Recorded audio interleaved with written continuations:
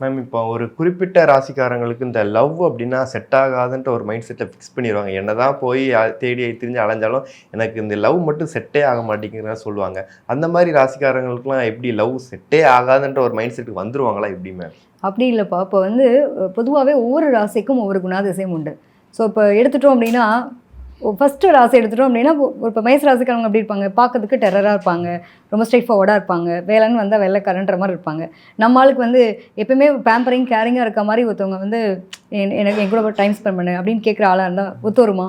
அப்போ அங்கே ஸ்ட்ரகிள் போராட்டம் இருக்கும். ஸோ இந்த மாதிரி ஒவ்வொருத்தருடைய ராசியை பொறுத்தும் ஒவ்வொரு குணாதிசயங்கள் வேறுபடக்கூடிய நிலை இருக்குது. ஸோ இவங்களுக்குலாம் செட்டே ஆகாதான்னு கண்டிப்பாக அப்படிலாம் கிடையாது. அந்தந்த காலகட்டம் இருக்கும் இல்லையா, நம்ம பிறக்கும்போது ஒரு தசாபுத்தியில் பிறந்திருப்போம்.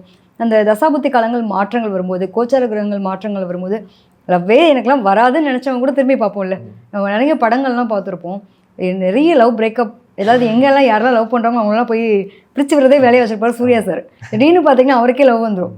என்னடா இது நானே மாட்டுவேனா அப்படின்ற அளவுக்கு யோசிப்பாங்களே. ஸோ அந்த மாதிரி இந்த கிரகங்களை பொறுத்து நம்ம பிறக்கும்போது இந்த வானொலியில் வந்து கிரகங்கள் அங்கங்கே பிளேஸ்மெண்ட் ஆகிருக்கும்.